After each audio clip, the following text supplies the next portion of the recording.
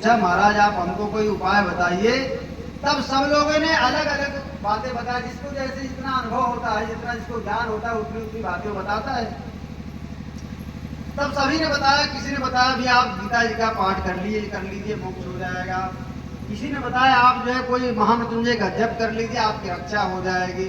किसी ने बताया आप कोई बहुत बड़ा दान कर लीजिए जिससे कि आपकी मृत्यु का नाश हो जाएगा। परंतु परीक्षित ने बहुत अच्छा उत्तर दिया।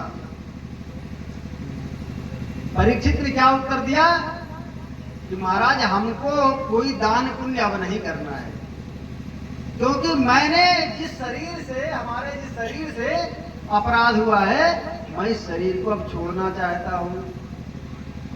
राजा का कर्तव्य देखो क्या है। समय का थोड़ा सा अभाव रहता है, इसलिए बहुत जल्दी में कथा को लेकर के चल रहा हूं, क्योंकि कथा लंबी है, नहीं तो इसके बीच बहुत सारी कथाएं हैं। तो राजा का कर्तव्य क्या है कि अपने शरीर से उसका मन और उसकी शरीर दोनों ही कर्तव्य बोध में हमेशा लगी रहे, कर्तव्य परायण में बनी रहे। और इनसे कर्तव्य अपराध होने के कारण से परीक्षित ने क्या कहा कि महाराज अब हम इस शरीर को अपने त्यागना चाहते हैं।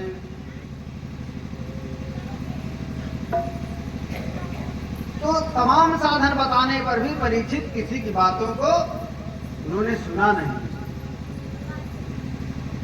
तब परीक्षित को थोड़ी देर बाद ही वहां पर एक महात्मा दिखाई दिए जो 12 वर्ष की अवस्था में थे और एकदम नंगे महात्मा थे, खाली लंगोटी कौपीन पहने हुए थे, वैसे आ गए। उनका नाम क्या था? सुखदेव जी।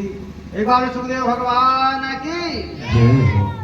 सुखदेव जी आए और सुखदेव जी ने आकर के परीक्षित से पूछा कि महाराज आपको क्या कष्ट है। तब परीक्षित ने वहां पर पहले तो स्वागत सत्कार किया, बहुत अच्छे से स्वागत सत्कार किया उन महात्मा का, और बहुत अच्छे से एक आसन दिया और कहा महाराज जी आप हमको कोई उपाय बताओ जिससे हमारा कल्याण हो, जिससे हमारा कल्याण हो। अच्छा आपको हुआ क्या है? बताए कि एक ब्राह्मण बालक ने हमको श्राप दे दिया है जिससे आज के 7वें दिन हमारी मृत्यु हो जाएगी, और मृत्यु हो जाने पर हम कुछ कर नहीं पाएंगे, इसलिए उससे ही पहले हमको सारे संसाधन कर लेना है। इसलिए उससे पहले हमको सारे संसाधन कर लेना है। वैसे भी आप देखेंगे तो जो 7 दिन परीक्षित का है वही 7 दिन किसके पास है? हम लोगों के पास में है। कोई 8वें दिन मरता है क्या? 7वें दिन में सबको जाना है, 7वें दिन में सबको जाना है। तब सुखदेव मुनि ने कहा कि भैया आप परेशान मत हो, आप परेशान मत होइए, आपके पास तो 7 दिन है। अरे आपके ही समान एक राजा थे खट्वांग ऋषि जी, खट्वांग राजा, वो मात्र 2 घटी में ही अपने प्राणांत उन्होंने अपना स्वयं कर लिया। उनको जैसे पता लगा कि अभी हमको 2 घटी है मरने में, अभी 2 घंटे हमको बचे हुए मरने के लिए, 2 घटी मतलब 48 मिनट, 24 मिनट के आसपास का एक मुहूर्त होता है। एक घटी को 24 मिनट बोलते हैं। तो अभी 2 घटी हमारे पास है, तो 48 मिनट है हमारे पास।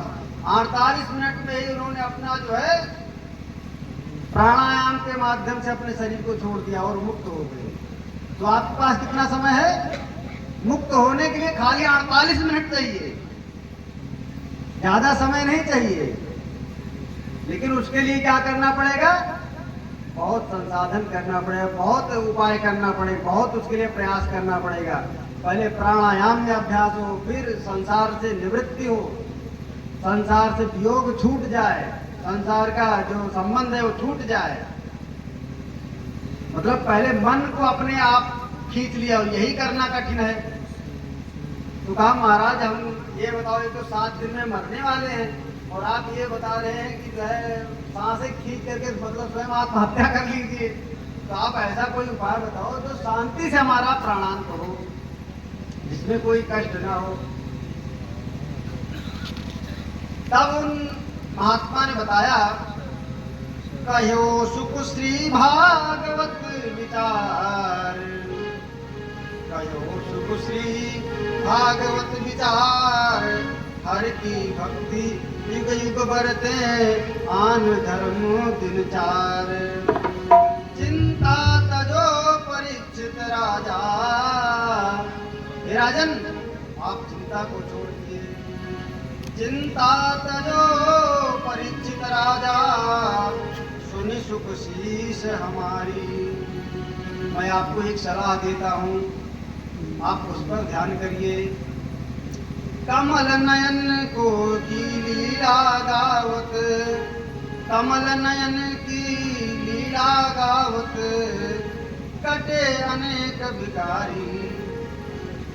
आपका जो विकार है, जो मन में ये लगा हुआ है कि भैया हम मरेंगे, इस मन के विकार को कैसे आप दूर कर सकते हैं? कमल नयन की लीला गावत। भगवान कमल नयन का, भगवान बाल मुकुंद का आप उनकी लीलाओं का श्रवण कीजिए, उनकी लीलाओं का गान कीजिए। जब भगवान के आप लीला गान करेंगे ना, तो उससे क्या होगा? आपके मन की जो ग्रंथियां धीरे धीरे फट जाएंगी, खुल जाएंगी। खट्वांग पलीप मुहूर्त में तरी गए, तुमरे हैं दिन सात सुसार। दृढ़ विश्वास करो निरंतर, हरि को नाम आधार। ये हमारी बात वाणी पर आप विश्वास करिए कि आपका भी उद्धार हो जाएगा। तो किसका नाम गान करना है? हरि नाम का संकीर्तन करना है। हरि शरणम, हरि शरणम, हरि शरणम, हरि शरणम, हरि शरणं, हरि शरणं।